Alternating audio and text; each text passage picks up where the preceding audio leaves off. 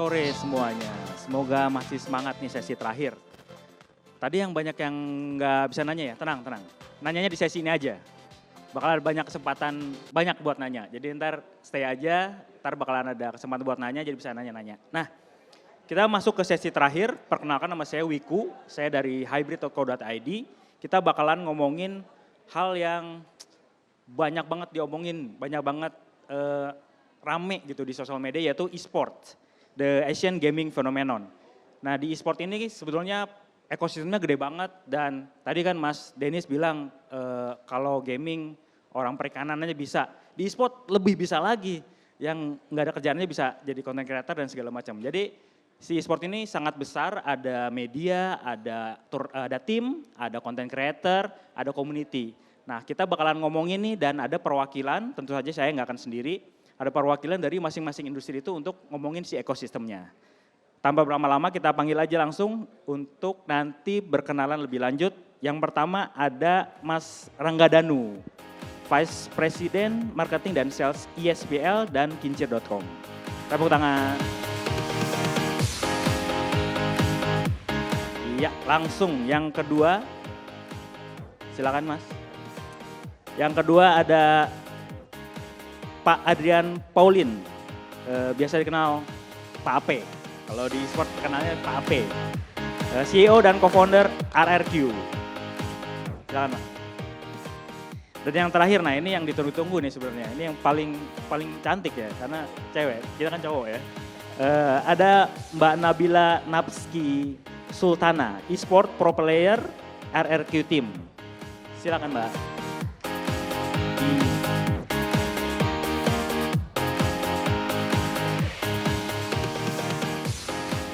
Silakan. Ya, nah udah lengkap nih. Kita langsung aja nih ngobrol-ngobrol. Nanti masing-masing sebelum kita ngobrol-ngobrol ke diskusi tentang e-sport, ekosistem, peluangnya dan segala macamnya, kita mau kenalan dulu nih. Langsung aja mulai Mas Rangga deh. Dari Mas Rangga boleh kenalan. Terus kalau mau dijelasin ISPL, Kincir itu apa, boleh langsung. Oke, halo selamat sore semua. Nama saya Rangga, saya CEO Kincir.com. Jadi kalau ditanya Kincir itu apa sih? Kita itu awalnya base-nya kita media. Kita ngebahas tentang game, e-sports dan juga movie. Tapi di per 2018 kita mencoba menjadi promotor. Kita bikin IP event yang emang khusus buat e-sports. Jadi beberapa event kita yang sudah jalan itu udah 5 tahun kebetulan itu adalah Piala Presiden e-sports start from 2019 sampai 2023. Jadi itu adalah IP terbesar kita dan kita akan terus mempertahankan supaya ekosistem e-sports lebih maju lah. Oke, siap. Nanti bakalan nanya-nanya lebih lanjut tentang tadi tuh Piala Presiden sama Kincirnya juga. Tapi lanjut dulu untuk perkenalan Pak Ape. Silakan Pak. Halo, nama saya Andrian, saya CEO dan co-founder dari tim RRQ. Tim RRQ itu sebuah tim e-sports ya, sebuah tim e-sports mungkin salah satu yang terbesar di Asia kali ya, bukan Indonesia lagi. Kita ada beberapa cabang, ada di Filipina, di Brazil, dan di Korea, di Seoul. Sekarang total pemain ada sekitar 40, manajemen sekitar 120, jadi ya ber-150 lebih lah staffnya. Oke, gitu aja. Iya, nanti lebih lanjut nanti Pak. Oke, lanjut ke Mbak Nabila. Halo semuanya, perkenalkan nama saya Nabila, biasa dipanggil sebagai Napski. Saya adalah salah satu professional players dari RRQ yang fokus di game Valorant. Tadi ada orang Riot, ini pemainnya nih. Oke, kita langsung aja ke diskusi nih. Sebagai pembuka nih ngomongin e-sports dulu sini ke Mas Rangga sama Pak Ape. Seperti apa sih e-sport di Indonesia nih saat ini? Kan kita tahu nih kemarin kita kena COVID dan segala macam ya. Biasanya kan e-sport kan paling rame offline ya. Dukung-dukungnya tuh udah kayak tim bola ya, tim olahraga konvensional. Terus kena COVID, terus tapi sekarang kan lagi kembali lagi nih, rame lagi nih. Turnamen banyak, yang datang juga banyak. Tapi kalau boleh jelasin nih, seperti apa sih kondisi e-sport di Indonesia nih saat ini? Dari saya Iya, nih, oke. Mas Rangga dulu. Kebetulan Kinjer sih anak baru itu kan ya di industri e-sport, kita baru 5 tahunan lah. Jadi awal mula itu kita melakukan research tentang e-sports karena ini adalah industri yang menurut kita sedang berkembang, masih bayi lah saat itu di tahun 2017. Kita ngelihat tuh ternyata data-data dari yang kita dapat tuh kita sangat takjub lah karena awal 2017 itu kalau nggak salah jumlah gamers masih 62 juta orang, tapi di tahun sekarang udah lebih dari 100 juta orang. Terus dulu tuh di awal-awal kita join itu Indonesia tuh peringkat 4 di Southeast Asia dan peringkat 16 di Asia. Sekarang udah menjadi peringkat 1 di Southeast Asia dan peringkat 3 di Asia. Jadi sangat-sangat signifikan lah growth-nya. Jadi kita ngeliat di situ dan setelah itu kita coba explore lebih dalam lah tentang e-sports dan kita kalau tadi dibilang pandemi sempat turun karena fokus di offline, tapi ternyata enggak. Di ketika masa pandemi yang bisa jalan itu di industri sports dan e-sports adalah hanya e-sports kebetulan. Jadi saya sempat beberapa kali bikin turnamen karena semua dari rumah, Online. PPKM, online. Dan di saat itu kita bisa bikin turnamen setahun 2 kali, 3 kali lah karena emang dari Kemenpora atau partner kita untuk nanya nih apa yang bisa kita lakukan untuk anak-anak muda ya karena Iya, betul. kalau mau bikin yang cuma 2 yang bisa dilakukan yaitu adalah e-sports dan senam, tapi dari rumah. Jadi makanya kita eksplor lebih dalam, kita ngelihat dan betul kita di offline sangat ramai. Udah kayak supporter bola, apalagi RRQ gila supporternya bawa drum lah, bawa ini drum, dan ya. ratusan Bawa orang, bendera, dan segala ribuan macam, orang. kayak bola Betul. Nah ketika di online pun juga gitu, coba perhatiin di industri olahraga lah, di SEA Games atau Asian Games, concurrent yang paling besar siapa sih selain kan kalau bola udah mature lah, bola, bulu tangkis, apalagi ya, volley. Tapi e-sport itu salah satu penonton terbanyak tuh di live streaming Betul. dalam kegiatan skala SEA Games ataupun Asian Games. Jadi kita ngelihat industri ini sangat seksi dan selain itu dari segi media antusias pun orang yang baca berita tentang e-sport selain dari turnamennya dari segi e-sport, tapi orang pengen tahu apa sih yang bisa dilakukan di industri game tuh banyak banget. Jadi makanya kita ngelihat peluang ini sangat bagus dan masih sedang berkembang. Jadi makanya kita selalu berkolaborasi dengan tim e-sports lah, dengan publisher games lah, gimana caranya agar industri bisa berkembang sebaik mungkin. Dan alhamdulillah dukungan pemerintah juga sangat besar di industri ini. Jadi ketika kita awal bikin Piala Presiden tuh cuma 4 yang support kita, KSP, kantor staf presiden, Kominfo, Kemenpora dan Bekraf dulu namanya, bukan Kemenparekraf. Dari 4 itu di tahun terakhir kita bikin baru kelar kemarin nih 2023, ada 9 kementerian yang support kita. Nambahnya banyak tiap tahun. Jadi dari segala hal ke bidang di kementerian itu selalu ambil angle yang kira-kira bisa mereka support. Jadi dengan perkembangan itu kita sangat happy dengan dukungan pemerintah. Dan enaknya di e-sport itu semuanya berkolaborasi sih. Jadi mereka emang tahu ini industri baru, jadi kita harus bersama-sama merangkul supaya ini bisa menjadi contoh buat industri olahraga lainnya. Jadi nggak cuma swasta doang, pemerintahan juga support dan Betul. di dalamnya itu jadinya lebih gede lagi sih ekosistemnya kan ya gitu ya. Nah kalau dari Pak Ape gimana Pak? Sebagai tim nih ngelihat kan yang terjun langsung ya benar-benar bikin, mengelola timnya, pemainnya, manajemen segala macam di e-sport di Indonesia dulu deh. Ini seperti apa sih? Perkembangan e-sports ya. Jadi seperti tadi Mas Rangga bilang, boomingnya ini kan sekitar 5 tahun yang lalu ya. Tepat di Mas Rangga juga kalau belum booming nggak mau masuk dia. Jadi 5 tahun yang lalu, betul di 2017. Sebenarnya kalau bicara soal e-sports itu mungkin era-eranya Napski juga tahu dulu tuh nggak ada terms e-sports. Itu tuh terms baru. Dulu lebih ke arah, lomba video game online. Zaman dulu banget ya. Adanya di warnet. Jadi memang ini adalah komunitas yang udah ada sebenarnya dari 20 tahun yang lalu. Cuman memang masih terpinggirkan bahasanya seperti itu. Nah menurut saya komunitasnya berkembang tetapi yang menjadi titik baliknya itu di 2017. Sederhananya karena infra. Pada saat itu internet kita makin murah, terus udah gitu banyak game mobile yang dimana ya hampir semua orang ya punya handphone, lebih banyak lah yang punya handphone dibanding yang punya komputer pada saat itu.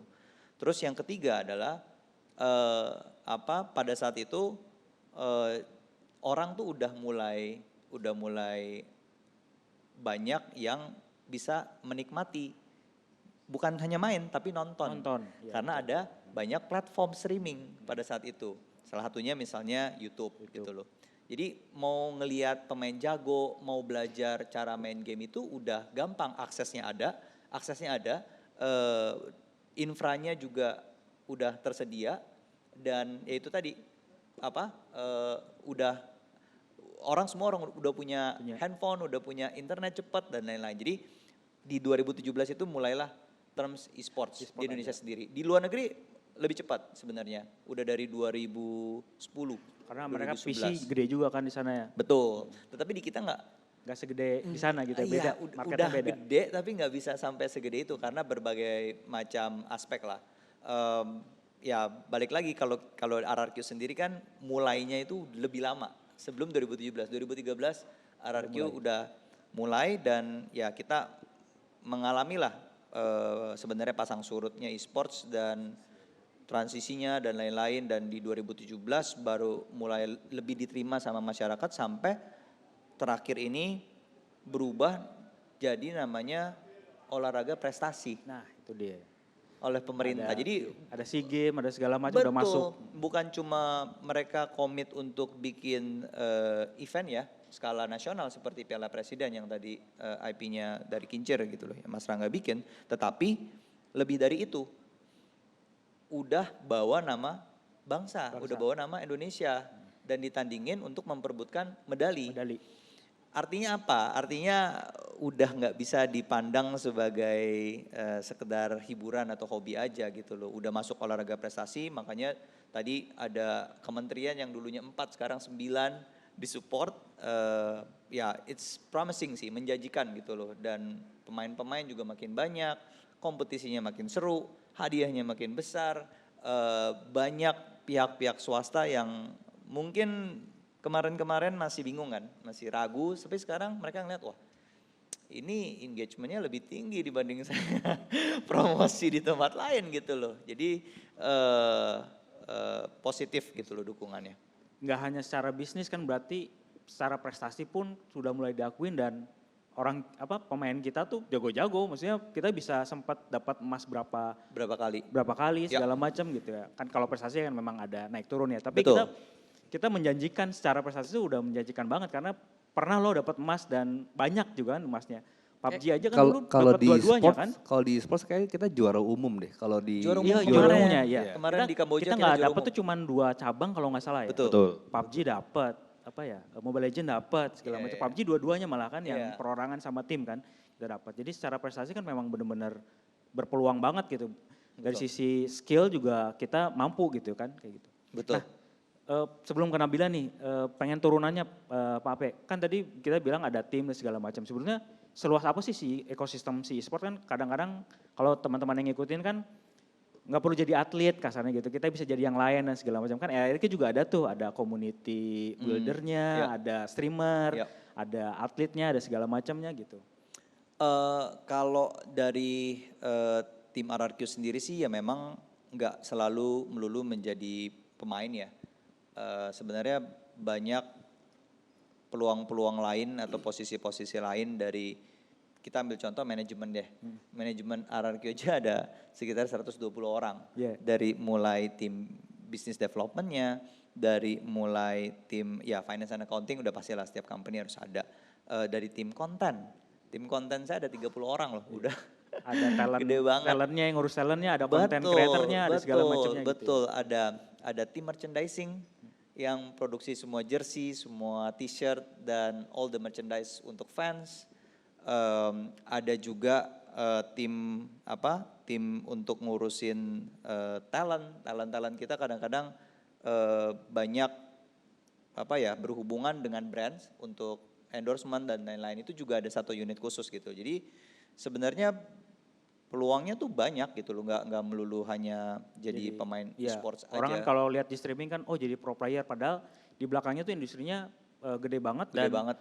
Kalau nggak punya skill untuk main masih bisa masuk ke e-sport gitu kan Masih bisa dan salah satu ini sih ya sharing sedikit tentang RRQ. Jadi hampir 99% lah, adalah 1%-nya yang nggak main. 99%-nya semua pemain game. Oh. Dari berbagai macam disiplin ilmu ya, dari berbagai macam departemen, bukan cuma yang divisi gamenya atau tim manajernya gitu harus suka game. Mereka kebanyakan memang passionnya di game, hobinya juga di game. Jadi ya menyenangkan kalau kita bisa bekerja dengan orang-orang yang punya passion yang sama gitu loh, lebih menyenangkan. Nah, geser ke Mbak Nabila. Sebagai pelakunya nih, kenapa masuk ke e-sport? Untuk alasannya tersendiri sih nggak ada ya, karena dari awal aku main game itu nggak ada niatan untuk jadi pro player, jadi ya ikutin alurnya tersendiri aja gitu. Kalau dari aku sih nih, aku udah main game itu dari aku SD. Dari aku main itu pertama kali tuh Counter Strike 1.6 atau Zero, pasti ada yang tahu pasti. Terus akhirnya setelah itu, setelah SMA aku move ke Counter Strike Online, itu kalau nggak salah dari Megaxus. Nah setelah itu aku diajakin nge-team khusus ladies pada saat itu di tahun 2013 akhir. Dan itu tim khusus cewek. Sampai akhirnya aku menjadi pro player sekarang. Jadi aku transisi udah beberapa banyak game, tapi sebenarnya semua game itu FPS gitu. Shooter ya, tembak-tembakan lah. Iya. Dan prestasinya kemarin habis juara ya? Iya, kita juara 2 di APAC. Di APAC, Asia Pasifik loh ya. Iya, jadi Asia juaranya. Pasifik. Tepuk tangan dong. Gamers perempuan, atlet ya, kita bilangnya atlet aja. Atlet perempuan, shooter lagi, dan kita juara gitu ya. Iya, salah satu betul. perwakilan dari Indonesia, ada yang pemainnya ada yang juara gitu. Terus kalau misalkan berarti sekarang berkarirnya tuh beneran di e-sport doang atau masuk ke manajemen kah sama di RRQ atau? Kebetulan aku banyak merangkap di hierarki ini sih. Aku, ya, streamer multi talenta. Iya, jadi aku tuh kerja nggak cuma jadi pro player, tapi aku juga streamer juga.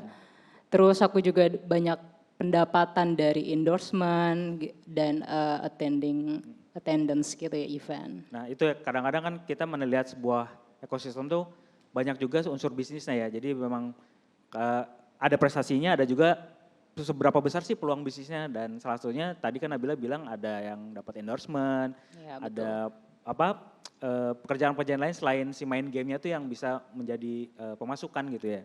Iya, jadi nggak cuma jadi player aja masuknya. Iya betul-betul. Nah dengan fenomena itu Mas Rangga, kan Kincir kan selain media terus bikin turnamen juga gitu segala macam. Emang seperti itu ya, maksudnya memang skala dari sisi bisnisnya tuh kenapa ini bisa jadi fenomena, kan berarti kan ada selain prestasi ada peluang bisnisnya juga itu. Betul. Emang sebesar itu kah? Bagaimana biasanya brand ketemu tuh ngobrolin apa atau enggak, mereka cuma pengen tap in aja ke audiensnya kah, atau emang ada strategi memang, gue memang pengen mengenalkan produk gue ke teman-teman e-sport karena emang e-sportnya gede gitu, komunitasnya gede dan segala macamnya gitu. Ya, ya itu awal itu semua gara-gara kita research di 2017 ya, kita ngelihat emang ternyata industri sangat besar. Jadi kalau dari kita emang awal mula visi dan misi kita tuh sebenarnya pengen mencari talent-talent baru lah, karena di e-sport itu kan sebenarnya mungkin komunitas kuat, loyal semua ya, tapi kita selalu pengen bikin acara tuh yang semua khalayak bisa tahu nih apa sih e-sports, apa sih main game. Jadi nggak cuma sekedar hobi tapi juga bisa menjadi mata pencarian. Jadi setiap kali kita bikin event tuh yang ngebantu kita lah itu banyak banget, dan kita butuh mereka banget. Karena kalau bikin event musik menurut saya pribadi ya itu lebih mudah. Karena di e-sport tuh challenge-nya waduh. Iya, kalau bikin event tuh ada parts ininya kan, bagian-bagiannya ya. Iya banyak. Kalau musik mungkin sound system itulah ya. Betul, kalau kan ini sangat live luas. streamnya. Betul, kita harus tayangan seperti apa, casternya harus punya yang ngerti tentang casternya, gamenya, betul. host yang ngerti tentang gamenya, dan pelaku yang dari segi broadcastnya pun juga harus ngerti tentang gamenya. Jadi makanya ekosistem ini menurut saya sangat luas. Jadi makanya saya ketika terjun ke situ benar-benar wah yuk kita bikin si industri ini jadi barometer nih, karena ini nggak tahu nih mungkin Pak Ape, kalau awal-awal mula itu karena emang ini base-nya dari komunitas, ketika ada isu technical isu misalnya, karena kita sangat butuh internet itu nomor satu lah kalau di industri ini kan buat live streaming. Ketika sempat ada delay sejam 2 jam menurut mereka tuh biasa awalnya. Wah tuh nggak bisa di kita tuh, Iya, nggak bisa. benar-benar. Jadi makanya kita selalu mencari solusi seperti apa sih yang harus kita lakukan. Jadi ya ternyata oke, dalam satu event kita pakai internet 3, nggak bisa 1. Ini mati, ini naik. Selalu kayak gitu. Jadi emang Cadangannya banyak. wah complicated dah. Dan kalau tadi dari segi brand, nah ini agak lucu. Ketika kita awal-awal ngelihat tuh yang kita pikir yang bakal tap in di industri ini cuma brand-brand yang emang Relate gitu relate. Ya kayak dari segi device lah, dari segi Handphone komputer lah, atau apa internet, itu kayak gitu doang. ya, aksesoris kayak gitu-gitu. Ya. Betul, ternyata enggak, sangat luas dan hampir semua brand yang datang ke kita tuh emang beda-beda objektifnya. Nah itu tugas kita, mungkin tugas Pak Ape juga tuh untuk gimana caranya biar objektif mereka tercapai. Karena di e-sport semua mungkin terjadi, bisa sangat mungkin terjadi, kita explore dan alhamdulillah emang selalu capai KPI lah itu. Gitu. Jadi emang ya ternyata saya kaget, wah ternyata luas ya dari brand yang kayak, ini saya boleh nyebut brand gak sih, jadi kayak InStock. Itu nggak kepikiran sebatas kan bisa mata tap gitu in ya. di e-sport. Tapi lo main game, mata lo perih, nyambung. Gitu ya. Gitu, itu loh yang hal-hal yang nggak kepikiran di kita akhirnya bisa nih. Gitu. Jadi emang ternyata dari banking lah, dari e-commerce lah, semua akhirnya tap in-nya ke e-sport. Jadi emang karena ini sangat luas dan ya itu benar kata Pak Ape, viewersnya besar sekali. Ya mungkin karena faktor tadi perubahan dari offline ke online. Semua dari single player to multiplayer. Dari orang yang suka dari playing to watching. Karena awal-awal saya denger ini nih, nontonin orang main game, ngapain gitu. Ya, karena kalau dulu kan saya emang main game pengen tamat, cerita ke teman, gue tamat kayak gini nih. Iya, kalau Nah, dulu main game gitu kan, iya buat kan? tamat, terus pengalaman gimana gitu. Iya, nah Sekarang sekarang kita ditonton nih, seru-seruan gitu ya. ya udah nontonin orang main game aja udah seneng, mereka bisa cerita, oh ini game ini selesai kayak gini nih. Yang mainin orang, saya cuma nonton, gitu doang. Jadi kayak hal-hal itu yang menurut kita, wah ini emang industrinya keren. Ya tadi saya pengen ngegaris bawain yang tadi ya, kenapa bisa dibilang e-sportnya gaming fenomena gaming gitu ya. Karena ya tadi brandnya tuh luas banget dan sekarang udah masuk ke gaya hidup kan ya. Iya. Udah masuk ke gaya hidup jadi nggak cuman nggak cuman gadget doang, kayak fashion, bahkan kosmetik juga masuk tuh di tim perempuan tuh kan kosmetik pengen masuk banget gitu karena kan Betul. kalau streaming kan ya pasti dandan dong, kan nggak dandan. Iya. Dari situlah bisa masuk gitu. Makanya itu jadi sebuah industri yang sangat besar karena banyak elemen nih, nggak cuman gamingnya doang. Gaming itu kan ada publisher yang tadi di diskusi sebelumnya tuh. Terus ada IO, ada community, ada segala macam kayak gitu-gitu ya. Menarik. Nah, saya pengen sebelum ke teman-teman nih, kalau mau ada yang bertanya nanti boleh, pengen ke pendidikan, lebih ke education dan regeneration. Kan RRQ itu ada program buat ke sekolahnya, Iya. Pak Ape. Boleh cerita dikit gak sih? Akhirnya kan dulu kan kita sempat denger nih, wah main game terus nih sekolahnya bla bla gitu. Dengan Harap.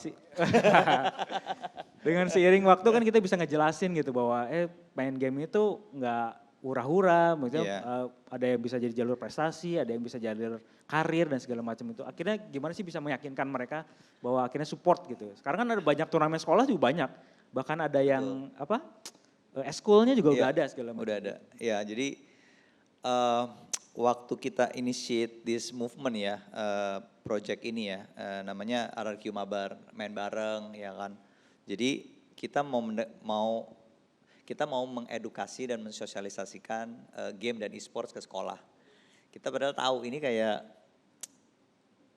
minyak sama air, kayaknya rada susah Musuhan gitu, sebenarnya gitu musuhan ya. kan, karena setiap anak murid yang nilainya jeblok, jatuh, pasti dikaitkan dengan, ini pasti main game Masih ini. main game ya, nyalahin gamenya gitu ya. Sedih saya sebenarnya ngedengar kayak gitu, karena pada dasarnya gamer-gamer profesional tuh pintar-pintar loh. Pintar-pintar, Nah, kalau ini nggak menarik juga nih, pintar, Pak. Iya, benar. termasuk kalau nggak pintar nggak mungkin mereka ada di top nomor 1 ini, masuk ke tim, dapat kontrak dan lain-lain. Dalam artian yang lebih luas bahwasanya kita kok komunitas game tersebut ini kok dijadiin kambing hitam terus gitu loh. Akhirnya tapi kita juga paham, akhirnya kita coba ngelihat perspektif sekolah atau guru itu seperti apa. Oh, karena anak-anak ini tidak bisa membagi waktunya dengan proper antara kewajiban mereka sebagai murid ya belajar ya sebagai seorang Siswa anak gitu ya. disekolahin segala macam sama melakukan hobinya.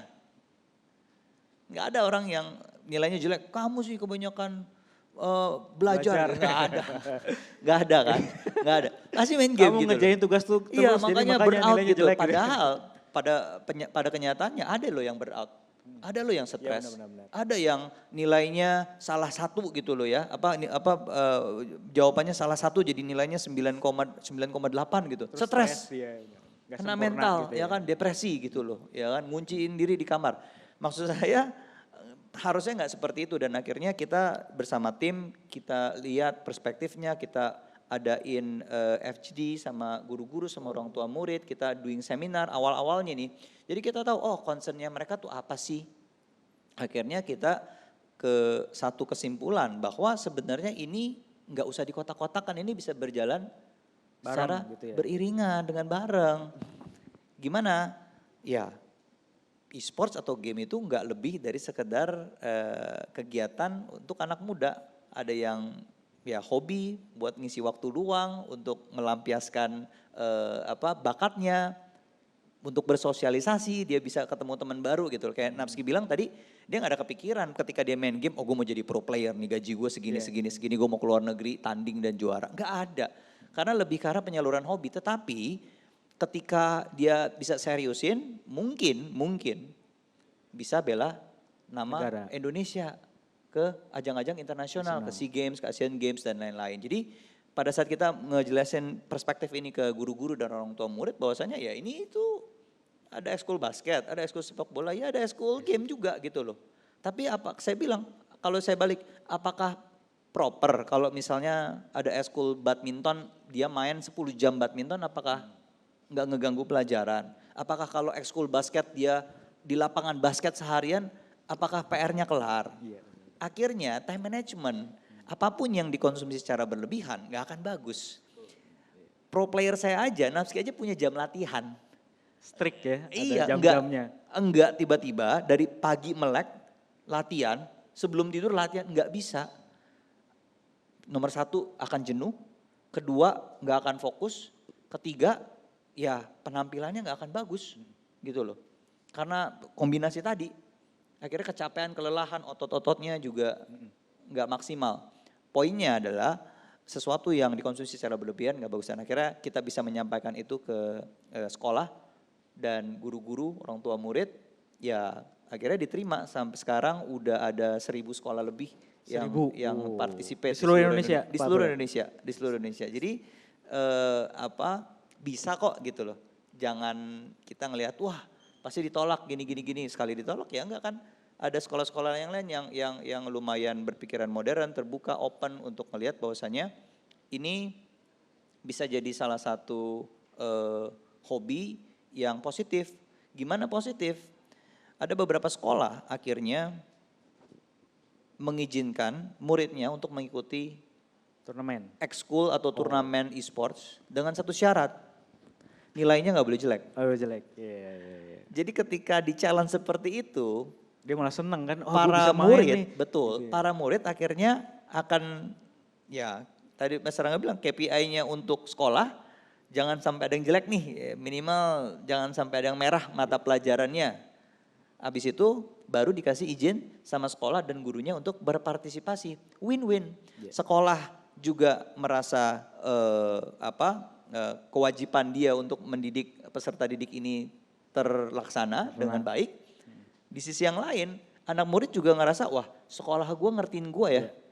Support gitu loh, maksudnya enggak ini dikit-dikit dilarang, ini enggak boleh, itu enggak boleh. Akhirnya mereka support, mereka juga akhirnya apresiasi sekolahnya, nilainya dia juga akan melakukan dengan baik. Di sisi lain dia juga bisa melakukan apa yang dia suka gitu loh, betul. Tinggal nunggu nih aja, tinggal nunggu jalur prestasi e-sport nih. Beasiswanya beasiswa e-sport. Betul. Kan biasanya ada basket, itu kan ada tuh. Itu jalur lagi prestasi basket. itu lagi macam. kita komunikasikan dengan Kemendikbud. Nah mantap. Iya. Soalnya kalau di luar udah ada. Setahu saya di luar udah ada. Di Indonesia tinggal nunggu nih. Ntar ada atlet-atlet prestasi. Nah Nabila benar emang harus pintar ya. Main di RRQ harus pintar ya. Harus pintar loh. Prestasi harus tetap ini ya. Karena dari awal aku mulai jadi pro player pun aku juga banyak dilarang sama orang tua aku gitu. Itu salah satu kesulitan aku juga. Tapi balik lagi seperti yang Pak Ape bilang harus dari kesadaran diri sendiri gitu. Kalau dari aku sendiri gimana caranya aku mengambil hati orang tua aku biar orang tua aku mengizinkan aku menjadi pro player dengan cara aku lanjutin, maksudnya pendidikan aku juga harus bagus, aku pun kuliah, lulus, terus nggak telat, terus apalagi orang tua aku yang, apalagi yang orang tua aku pengen, misalkan ibadah ya ibadah juga harus jalan gitu. Jadi memang dari kesadaran diri sendiri aja sih sebenarnya sih. Jadi kalau seandainya kebanyakan orang pada nyalahin gamenya itu sebenarnya bukan dari gamenya tapi emang dari anak itu sendiri nggak ada kesadaran gitu. Iya, dan yang sekarang tambah punya masukan sendiri ya, jadi orang tua malah tambah senang ya. Prestasi Iya, oke, setelah terus punya ini. betul, setelah ada penghasilan, terus aku juga banyak mendapatkan kejuaraan, terus aku bela negara juga, bahkan sekarang aku di titik masuk ke tim nomor 1 di Indonesia, bahkan kayak orang tua aku juga tahu dan bangga. Setiap kalau seandainya ada acara keluarga, ini nih anak saya nih masuk tim RRQ gitu kan. Kalau dulu nggak ada kayak gitu-gitu. Iya, iya, iya. Oh dulu kan, oh ini sekolahnya di mana sekarang? Ini, oh ini timnya tim RRQ gitu ya. Semua Iya, orang udah kalau tahu. dulu diomelin terus kalau main terus gitu segala Sekarang macam mau jadi dibangga-banggain apa. ya. Iya, kalau sekarang kayak oh yaudah main aja. Tergantung storan sebenarnya. Restoran ya. Iya saya memang jadi memang ya kemarin juga kan banyak concernnya kecanduan. Padahal kan sebetulnya kalau bisa mengatur diri sendiri semuanya bisa. Dan tim juga kan sebetulnya memanage itu ya. Pak Ape kan mengatur dan segala macam gitu-gitu. Nah kalau dari Mas Rangga mungkin ada tambahan yang tentang prestasi ini apa ya relasi sama edukasi lah gitu. Mungkin ada Pas, program juga. sebenarnya agak cocok karena kita tahun ini baru yang menambah satu terakhir tahun itu adalah Kemendikbud. Jadi kita angle lebih berbeda. Kita kemarin datang ke SMK. Jadi SMK itu banyak jurusan tentang animasi, tentang broadcast, dan yang paling baru tentang banyak game developer. Jadi mereka memang disuruh bikin game karena emang objektif kita itu di PPE itu selalu kita Ada game harus lokal ya? betul menunjukkan game lokal seperti apa karena kan emang banyak game populer nih tapi kita nggak ngasih selalu ngasih kesempatan pada game lokal untuk bisa show maupun itu pertanding ataupun exhibition di Piala Presiden. Jadi tahun ini kita datang beberapa SMK emang jatuhnya mereka tahu nih oh ternyata di industri ini nih selain jadi pro player kita bisa jadi segi tim broadcastnya lah karena di setiap tayangan event e-sports pasti ada animasi dan yang bikin animasi ini dan ya, gak yang bumper-bumper biasa gitu ya? karena gambarnya kan yang harus wah karena kan lawan kita adalah yang di luar sana yang canggih-canggih. Nah kita selalu mengangkat anak-anak bangsa tuh supaya bisa seperti itu. Jadi kemarin kita ngasih mereka jalur misalnya gini apa yang kalian butuhkan. Jadi kita dapat insight yang mereka butuhkan adalah satu mereka pengen ada guru tamu yang datang ke sana untuk ngajarin mereka beberapa session lah. Kedua equipment, mereka tuh butuh equipment yang mumpuni terutama untuk game developer ya. PC yang sangat kuat.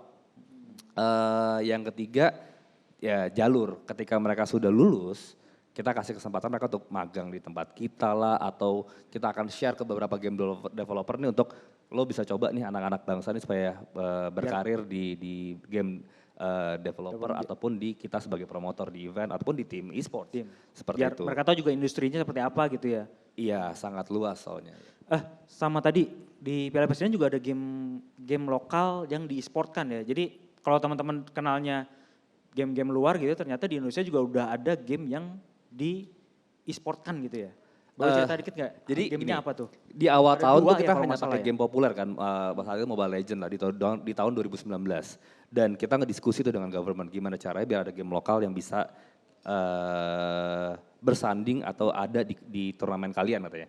Kita di tahun 2020 mengadakan apa bahasanya sayembara lah.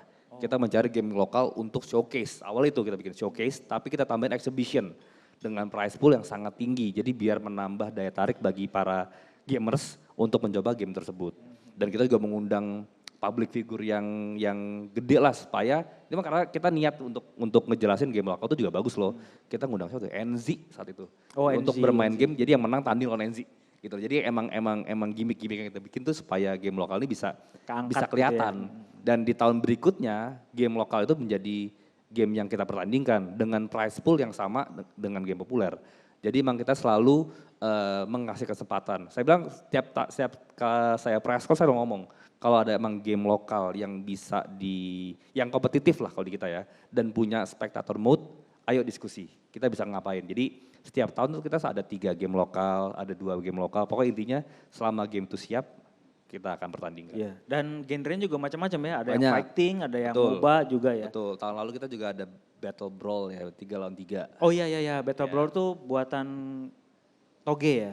Yang itu kan Satria Dewa, The Battle, Satria Dewa. The Battle of Satria Dewa. Iya iya iya. Tinggal nunggu game lokal shooter aja Nabila ntar, tenang. Ada, nanti bisa main game lokal shooter. Oh iya tadi ya. Ah, ini sebenarnya belum waktunya Q&A, tapi kita buka Q&A aja biar interaktif. Saya masih ada beberapa pertanyaan, tapi kita coba deh buka dulu ke teman-teman. Mungkin ada yang mau bertanya, langsung banyak. Oke, tadi juga ada yang teman SMK tuh, game development juga masih masuk nih ke e-sport gitu kan. Iya. Oke, langsung aja. Yang ujung dulu deh. Gue ngerjain panitianya yang ujung. Nanti baru ke depan. Silakan Mas. Ya, halo. Perkenalkan nama saya Abi.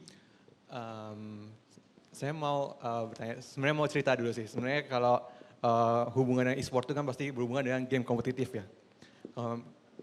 Saya punya pengalaman di game kompetitif itu kalau ketika saya main sama tim itu, pasti kalau misalkan aku mainnya cacat ya, gue mainnya cacat gitu, cacat itu dalam arti kurang gitu ya. Nah itu pasti istilahnya dimaki-maki gitu lah, kayak wah Dimarahin beban, dibilang beban apa segala macam, terus ya pakai kata-kata kasar gitu lah gitu. Di berbagai game lah gitu pasti kayak gitu. Nah ini aku jadi penasaran sih sama e-sport gitu ya.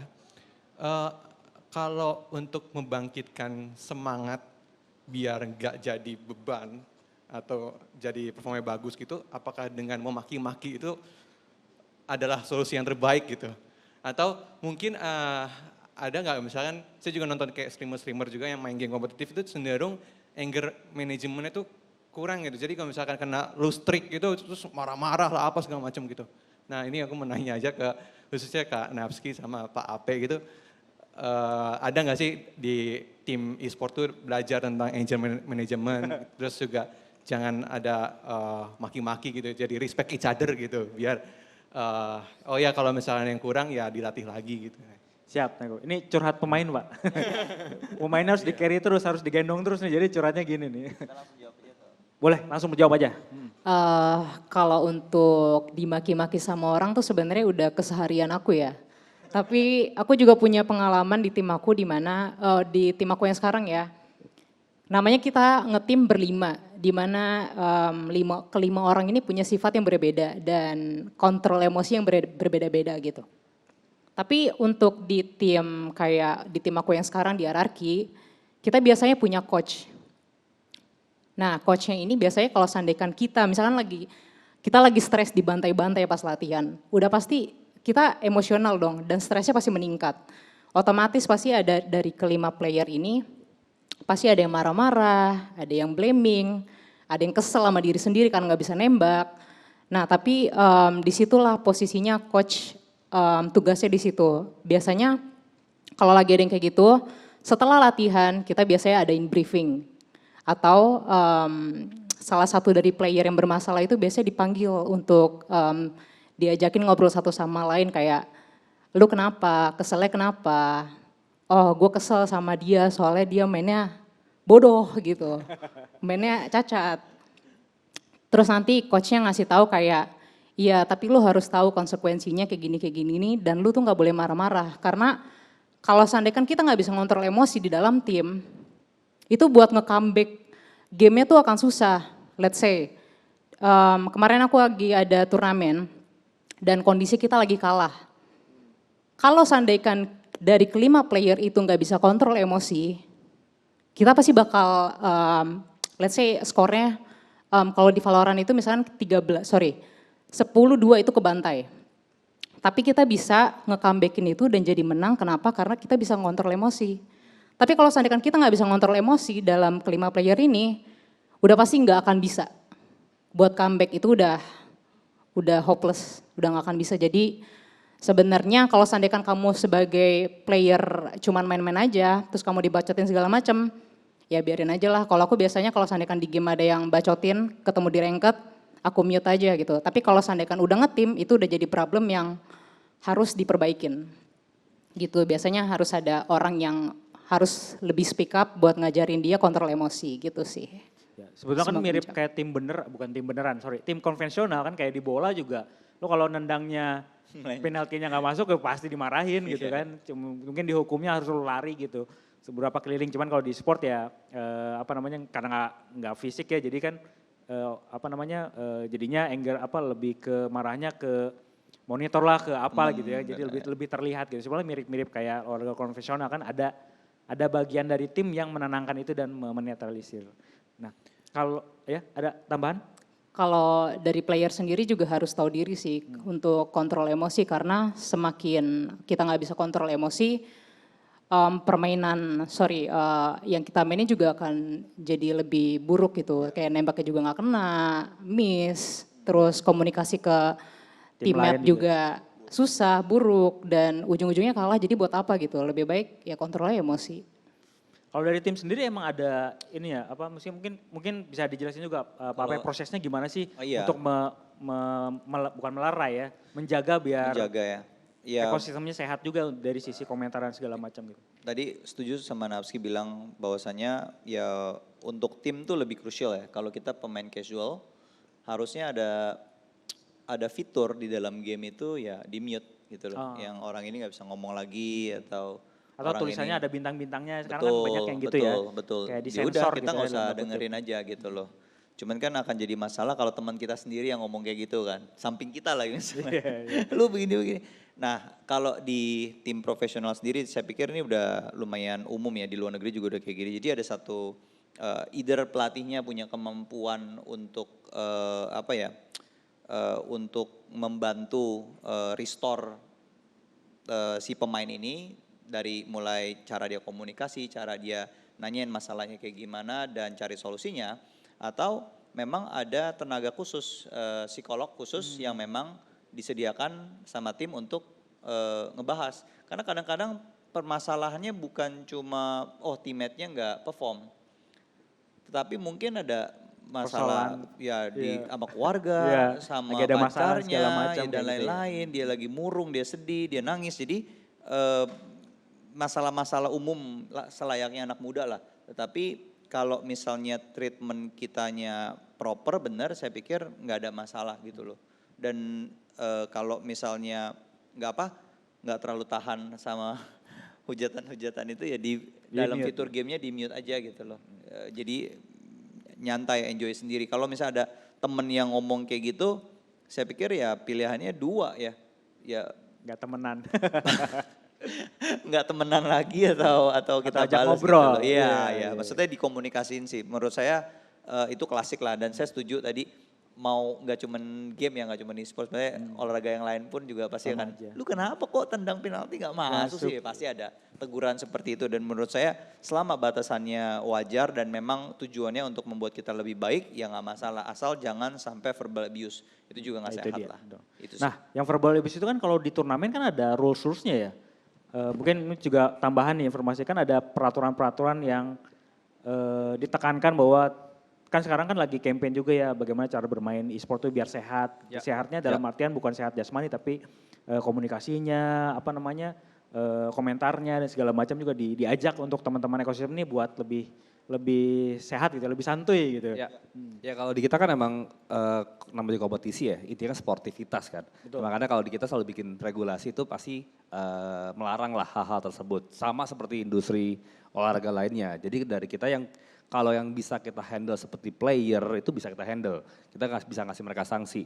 Tapi yang nggak bisa kita larang, yang nggak bisa kita handle kan lebih ke penonton nih biasanya yang susah nih. Ya yang kita bisa lakukan hanya satu, kita membatasi kata-kata yang tadi misalnya kayak ngomong udah mulai jorok kita kasih bintang, udah pasti kita blok lah, gak bakal keluar, ada fitur tersebut. Terus kedua, kalau di offline ya palingan kita akan tegur mereka langsung. Dari segi player sih bisa kita handle, pasti, karena mereka professional player. Ada sanksi yang akan mereka dapati ketika mereka melebihi dari batas-batas yang sudah kita tentukan. Jadi itu sih, karena inti dari olahraga ini kan sportivitas, tidak bisa seenaknya sendiri. Jadi Betul. seperti itu sih kalau di kita. Jangan tahu tuh Mas, kalau masuknya ke profesional semuanya ada udah ada ininya lah, udah ada pakemnya untuk di-create biar sehat gitu. Karena kan tadi supporter juga kan kalau supporter dari tim, IO-nya bakal bilang kan ke supporternya jangan apa namanya, jangan ini, jangan itu biar lebih suportif gitu, mensupportnya Iya. gitu ya. Ya kita juga negur ke supporternya, negur ke saya, dia bawa dari tim RRQ. Pasti kita tegur dan dari mereka pasti akan menghandle langsung tuh karena mereka tim itu juga paham kalau masalah seperti itu. Siap, cukup Mas. Oke, lanjut ke geser yang ini deh, biar dekat. Nanti sini. Mas yang ada logo P. Terima kasih atas kesempatannya. Saya ingin tanya dari Mas Rangga atau Pak Ape, juga Mbak Napski. Mungkin kalau ada dari ESI juga bagus mungkin untuk diskusi kali ini. Saya ingin bertanya tentang tanggapannya jika kita mengembangkan e-sport dari mulai tingkat kota terlebih dahulu. Untuk meningkatkan kesadaran masyarakat tentang dampak positif dari dunia e-sport ini. Untuk mengatasi masalah perizinan orang tua yang menghambat potensi-potensi pemain-pemain muda. Soalnya saya ada pengalaman waktu masih SMA, waktu itu saya sangat tidak diizinkan bermain game. Tapi karena ada sebuah kompetitif, jadi ya karena nakal saya berusaha untuk lari, terus mencoba kompetisi tersebut, menang dan ngasih kabar bahwa menang gitu baru dikasih izin. Jadi menurut saya jika dimulai dari perlombaan dari daerah-daerah kecil itu ada sedikit potensi yang bisa menggali kesadaran masyarakat. Bagaimana tanggapan dari Mas Rangga, Pak Ape dan juga Mbak Nah Napski? ini pas banget, tadi kita ngobrol di belakang udah ada programnya nih, boleh dijelasin. Ya, dari kita udah dari awal kita sudah mencoba seperti itu, tapi emang bertahap lah. Piala Presiden itu kita selalu membuka slot untuk regional. Udah kita bagi-bagi tuh, kita bagi 8 regional, mereka bisa ngikut dari daerah Sumatera, Kalimantan, Sulawesi, Timur, atau Jawa ataupun manapun. Jadi kita bagi-bagi, kita kasih mereka kesempatan untuk bisa lolos ke babak berikutnya, enggak kita gabung. Kedua, emang masih offline karena di saat itu tadi masalah infrastruktur tuh, enggak semua kota rata tuh daya dari segi venue-nya, dari segi equipment yang mereka punya, tapi sedang kita approach semua IO-IO lokal untuk nanya dari standarisasi mereka seperti apa. Terus kita juga bikin program untuk ke daerah-daerah. Tadi Pak Ape juga bilang dia bikin yang untuk ke sekolah-sekolah. Kita pun juga lagi bikin ke daerah-daerah untuk karena banyak komen ataupun yang ngasih input ke kita tuh jangan Jawa terus dong, jangan Jakarta terus dong. Tapi baik lagi dari kita sebagai penyelenggara, infrastruktur tuh hal yang sangat penting. Jadi kita pun juga selalu mencoba ke beberapa yang masih varsity lah kayak Jakarta, Surabaya, Bandung, Palembang, Lampung, Bali. Kita udah coba semua itu. Jadi visi misi kita sekarang besok kita mau ke Mataram nih, kita mau nyoba nih. Pengen tahu nih seperti apa sih infra di sana. Mungkin nextnya kita akan nyoba ke Second City. Di program saya yang ini mungkin ada yang di Cianjur. Karena kita pengen tahu sih insight dari mereka seperti apa. Karena kalau dari segi Kincir sebagai penyelenggara itu kita pengen mencari bibit-bibit baru ya. Dan bibit baru kan gak hanya ada di Pulau Jawa, tapi ada di seluruh pelosok Indonesia kan. Ya semoga dukungan pemerintah dalam masalah infra itu bisa terselesaikan. Jadi dari kita pun penyelenggara lebih aman lah, lebih nyaman. Karena ya baik lagi kita online, ketergantungan dengan jaringan sangat penting. Tenang, fiber semakin luas sekarang. Jadi internet mudah-mudahan lah 2 tahun ke depan aman. Kalau dari RK mungkin ada. Kalau dari RRQ ya saya setuju sih Mas bahwasannya partisipasi di daerah itu harus lebih digalakan. Kemarin RRQ punya program RRQ keliling kota dan surprisingly kota-kota yang second tier city itu yang paling rame pesertanya. Paling rame ya? Paling rame pesertanya karena itu tadi mungkin antusiasmenya beda ya. Kalau anak-anak di Jabodetabek tuh Udah ngelihat biasa pro gitu ya player udah mungkin ya. biasa gitu tiap minggu mereka bisa lihat di sini tapi di daerah itu memang lumayan sangat timpang dan kita ngelihat itu dan kita juga di 2024 ada program-program yang memang menyasar ke daerah ya. Hopefully bisa collab sama Kincir juga nantinya. Siap. Sip. Mbak Nabila udah siap jalan-jalan ke Kediri, ke Mataram mengenalin Valorant nih? Siap. Mudah-mudahan ya banyak atlet nanti dari daerah juga gitu. Oke, thank you Mas. Lanjut. Sebentar, saya ingin bertanya tentang tadi kendala di bagian distribusi ya Mas. Gimana udah pernah, saya ingin bertanya dulu terlebih dahulu, udah coba belum kolaborasi dengan beberapa komunitas mahasiswa? Soalnya di beberapa tempat yang saya tahu itu ada beberapa komunitas yang mahasiswa yang ingin mendirikan e-sport itu masih terkendala dengan perizinan. Gimana kalau bisa bekerja sama dengan ya mungkin dengan Kincir atau RRQ itu bisa sedikit menjadi peluang bagi komunitas mahasiswa tersendiri untuk mengembangkan dari mahasiswa dulu terus lanjut ke kotanya. Sorry, perizinan itu dalam arti kata izin keramaian kah atau izin melakukan kegiatan e-sports? E-sportnya mas. Turnamen, berarti turnamen atau bikin tim? eh event gitulah. Oh, Soalnya di turnamen daerah berarti. beberapa daerah ada masih terkendala yang belum percaya tentang game. Oh, Oh oke, kalau dari kita sih belum pernah dapat hal seperti tersebut ya. Jadi emang kalau dari kita setiap kali bikin event ya sama seperti event biasa. Jadi kita pasti akan kasih tahu eventnya apa, turnamen. Itu emang di daerah, jadi penasaran saya nih, daerah mana mas? Saya dari kebetulan dari Padang Panjang. Sekarang lagi magang di Jogja. Kebetulan ada event ini, saya tertarik ke sini. Jadi di Padang Panjang itu kemarin saya pernah coba buka event kecil-kecilan. Itu perizinan dari kampus daerah itu masih bukan dibilang sulit, bisa tapi ibaratnya sponsor dan lain gitu masih belum terjangkau sampai sana mas. Seperti itulah mungkin kontribusi dari yang pihak besar itu belum ada di sana. Jadi gimana kalau misal dari pusat ini kan termasuk pusat e-sport nih di Jakarta mulai ke sana gitu. Kalau mungkin advice saya lebih ke arah coba gunakan platform online dulu. Itu lebih bijak menurut saya karena salah satu keunggulan e-sports dibanding sports yang lain itu adalah pemanfaatan internet. Kita bisa tanding nggak harus fisik ketemu gitu loh. Beda kalau misalnya masnya mau bikin acara futsal, mau bikin acara basket, harus ada tempatnya. Ada tempat. Dan di tempat itu pasti ada yang punya. Ada jadwal, mau dipakai dan lain-lain. Jadi mungkin lumayan sulit gitu loh, terkendala. Dan pesertanya pun mungkin nggak tahu, nggak semuanya kan punya akses transportasi publik seperti di Jakarta. Mungkin naik motor 1 jam, mungkin naik motor 1,5 jam. Jadi rada susah. Tetapi kalau misalnya online, saya pikir bisa. Saya pikir bisa, nggak ada kendala dan Nggak perlu izin juga itu. saya belum pernah dengar sih harus minta izin sih. online. Maksudnya kita hampir tiap bulan ngadain acara komunitas berbagai macam game. Nggak ada sih kita izin. Kecuali ketika misalnya tadi Mas Rangga punya event kan skalanya nasional yang datang ribuan orang. Tentu sesuai dengan ketentuan peraturan undang-undang harus ada izin keramaian, harus koordinasi sama kepolisian, harus koordinasi sama yang punya tempat, ya kan? Apakah mau di kampus, apakah mau di tempat seperti ini gitu, harus ada izinnya. Tetapi kalau online, menurut saya nggak ada masalah, harusnya nggak ada masalah dan itu bisa menjadi solusi yang yang bisa dilaksanakan untuk tahap-tahap awal. Nanti ketika misalnya udah rame, baik yang nonton segala macam, saya pikir mau diadakan di satu tempat gitu ya. Mungkin cari tempat yang kecil dulu. Kalau misalnya kampus kagak boleh, jadi banyak banget di daerah-daerah itu sering mengadakan acara-acara atau kegiatan e-sports di warung kopi. Bahasanya warung kopi bukannya kafe dan lain-lain.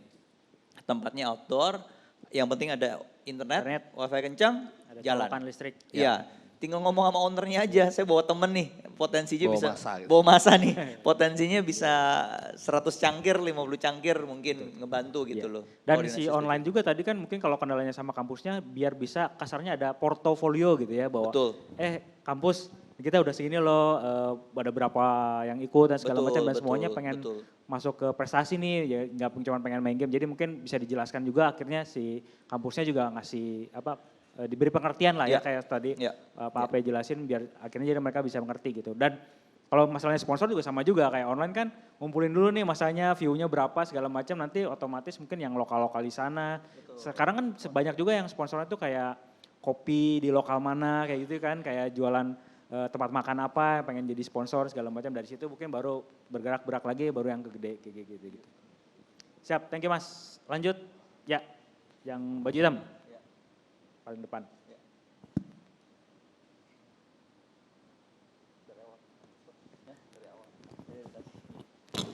Ya, pertama terima kasih kakak-kakak atas pembahasan yang sangat menarik tadi. Izin perkenalkan diri, nama saya Abdu dan saya di sini ada 2 pertanyaan untuk kakak-kakak.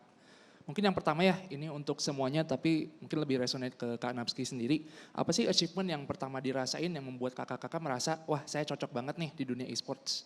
Kemudian yang kedua, banyak orang yang mau terjun ke dunia e-sports ini tapi mungkin merasa tidak cocok untuk menjadi playernya gitu, bukan orang yang enaknya di spotlightnya.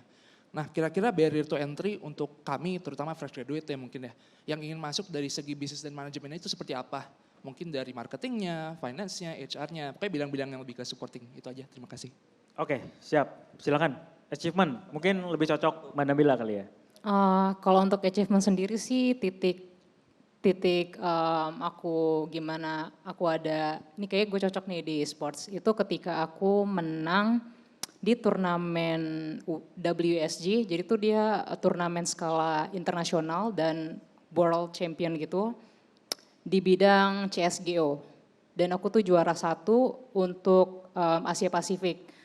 Nah itu setelah itu tuh harusnya aku lanjut lagi ke stage yang world champion, yang stage besarnya itu di Macau. Cuman karena ada kendala COVID, yang pertama kali di tahun 2019 ya kalau nggak salah. Ya. 2020-2019 itu akhirnya dipospon sampai sekarang dan akhirnya dibatalkan. Nah setelah itu tuh aku mikir kayak enak juga ngerasain juara 1 di kancah LAN turnamen internasional.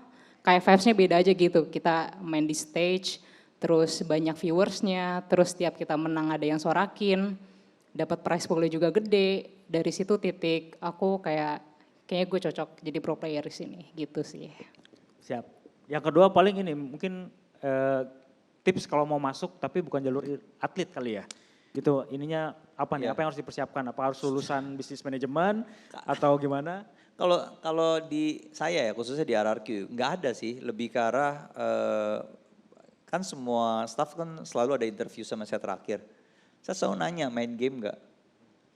Itu pertanyaan saya. Karena kalau dia nggak ada di dalam apa ya kondisi di mana dia juga bisa apresiasi perusahaannya atau organisasinya, saya pikir dia akan tersiksa gitu loh. Kayak dia benci banget sama game, dia nggak suka, dia nggak suka ide Nggak e-sports, relate jadinya, ya. tapi dia seorang profesional dan dia bisa kerja. Iya, tetapi kan semua orang, semua stakeholder yang ada di organisasi ini punya visi yang sama, punya bukan cuma hobi ya, tetapi goal dari perusahaan itu kan untuk jadi yang terbaik di bidang tersebut. Dan dia sendiri benci ya, jadi buat saya rada kontradiktif gitu dan lebih ke arah love of the game-nya aja sih, lebih ke arah bukan game di sini perusahaan game, tetapi lebih ke arah dia masuk ke environment yang dia juga suka gitu loh, yang dia juga nyaman, itu sih.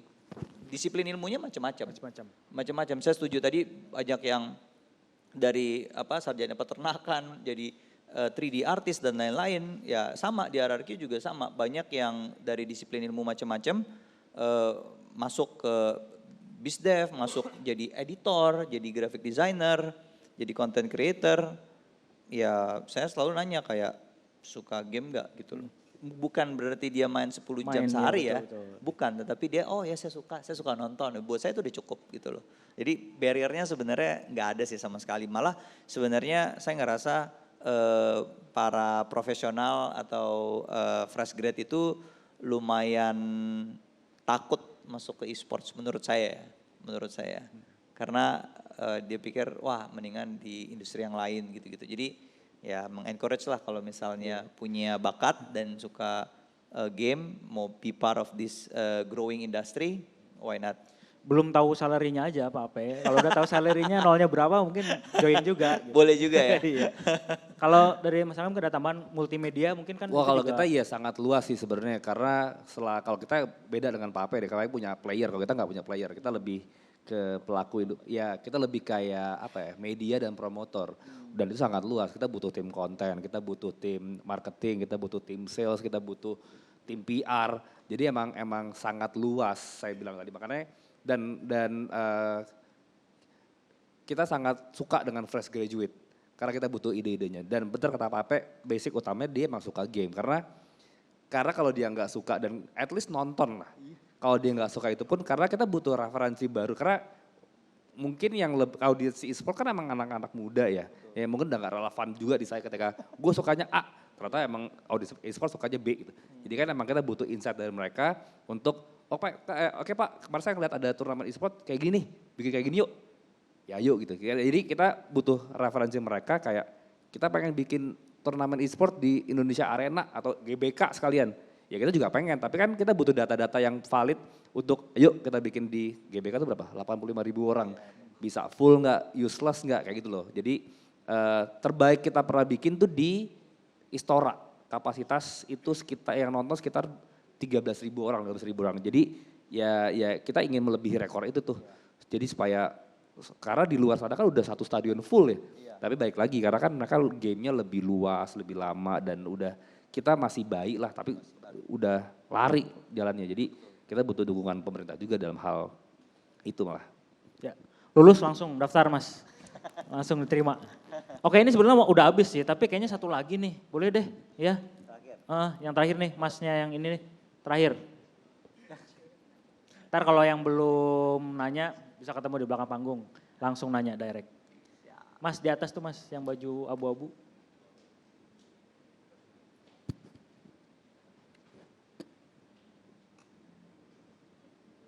Ya, nah itu deh. Ya, langsung aja Mas. Cek, oke. Jadi sebelumnya terima kasih atas kesempatannya. Perkenalkan nama aku Fahri, ya izin bertanya. Apa sih yang membuat e-sport itu menjadi fenomena besar di Asia ini? Terus apa sih dampak e-sport ini terhadap industri dan ekonomi? Sama tren apa sih yang diharapkan untuk kedepannya? Oke, kayaknya bisa dirangkum jadi satu pertanyaan. Jadi apa yang menyebabkan industri ini jadi fenomena, terus dampaknya ke ekonomi dan kedepannya seperti apa? Langsung, silakan. Apa singkatnya deh. Enggak, jadi tadi yang dijelasin di sesi sebelumnya game developer itu ya. Total gamers di Indonesia itu udah 120 juta kali ya yang main game ya. Baik itu profesional maupun yang emang mainnya Candy Crush, yang casual. Satu itu. Dan dari 120 juta itu pendapatan game publisher, revenue dalam hal pembelian diamond, apapun itulah, item itu bisa mencapai 100 juta dolar kalau nggak salah setahun. Seingat saya, hampir 1 billion lah. Jadi makanya industri sangat besar. Dan kalau yang saya pribadi atau Kincir pengen lakukan tuh kita pengen bikin turnamen skala internasional sih. Kita pengen bawa ke sini. Kita pengen bikin World Championship itu ada di Indonesia. Terima kasih. Itu kan tadi dari pembelian game ya, itu dari gamenya doang nih. Belum tadi kan ada community, ada merchandise itu gede banget loh. Dan merchandise sekarang keren-keren, ada yang kerja sama sepatu, jaket dan segala macam. Kita collab sama UMKM, sama Evil Spirit. Jadi emang tiap tahun kita mengajak UMKM lokal tuh untuk berkolaborasi. Jadi setiap tahun selalu bertambah sih, kita bakal senang. Iya. Jadi segedenya tuh cross industrinya tuh benar-benar cross banget gitu, antara fashion, antara device dan segala macam bisa saling kerjasama gitu. Pak Ape ada tambahan? Jadi fenomena karena jadi industri yang bisa ngumpulin massa sangat banyak di Indonesia. Kemarin kita ya liga liga game yang ada lokal yang di Indonesia itu udah hit 100 juta viewers.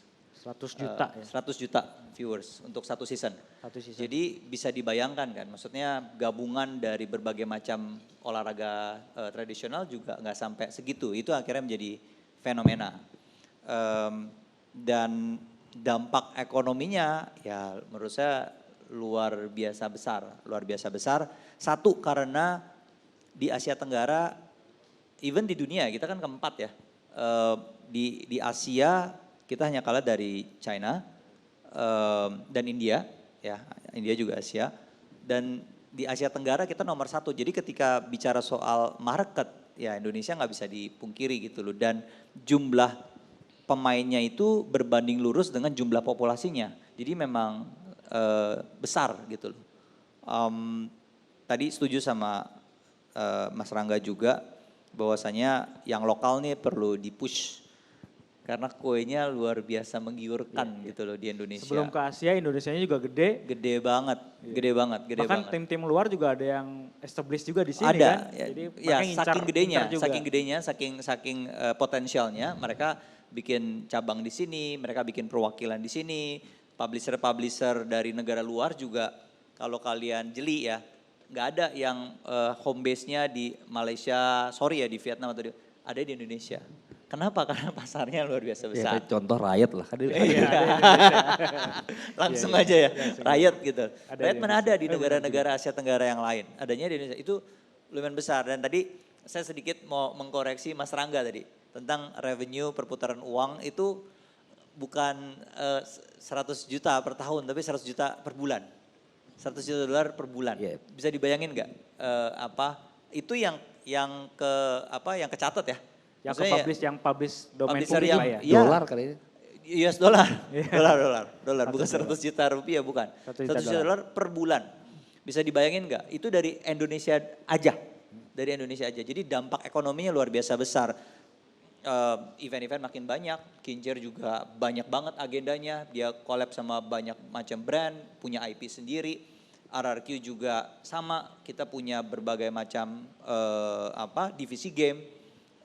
Napski sekarang nggak cuma main game, dia jalanin endorse dan lain-lain, itu semua related loh. Itu dampak ekonominya luar biasa besar dan saya pikir kedepannya akan lebih besar lagi sih. Kedepannya akan lebih cerah lagi karena ya buktinya kita ada di sini sekarang. Maksudnya siapa yang pikir gitu loh bahwa forum Kita bisa seperti ngomongin ini e-sport kita ya bisa di sini ngobrolin ya. di sini di forum Ace Youth ini gitu loh.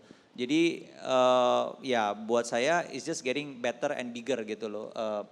Masyarakat umum khususnya orang-orang tua udah pada lumayan nerima gitu loh. Tetapi balik lagi harus dengan tanggung jawab buat saya. Itu aja Siap. sih. Thank you. Madalibala kedepannya mungkin pengen, tadi apakah pengen bikin tim sendiri saingannya sama Pak Ape atau pengen masuk ke manajemen terus bikin tim ceweknya jadi banyak gitu ya semua tim atau gimana kedepannya? Kedepannya sih aku kayaknya pengen fokus jadi full streamer karena lumayan menguntungkan juga buat aku. Secara Terus bisnis ya. akunya juga lebih senang karena nge-entertain orang-orang nonton itu kan juga kesenangan buat aku gitu. Jadi kedepannya mungkin aku akan stay di RRQ. Ada bosnya di sebelahnya. Iya, oke. Berhubung waktunya udah habis, terima kasih para pembicara, tepuk tangan sekali lagi. Thank you banget. Terus terima kasih, mohon maaf buat yang tadi nggak sempat nanya. Mohon maaf juga kalau ada kesalahan. Jadi semoga diskusinya bisa memberi gambaran bahwa e-sport ini memang sebuah fenomena di Indonesia dan juga Asia. Dan akan berkembang terus, jadi teman-teman kalau tertarik boleh cari tahu, boleh join juga, boleh ikutan, nonton dan segala macam. Dan boleh juga untuk ikut bergabung di komunitasnya. Itu aja, thank you, sampai jumpa, terima kasih.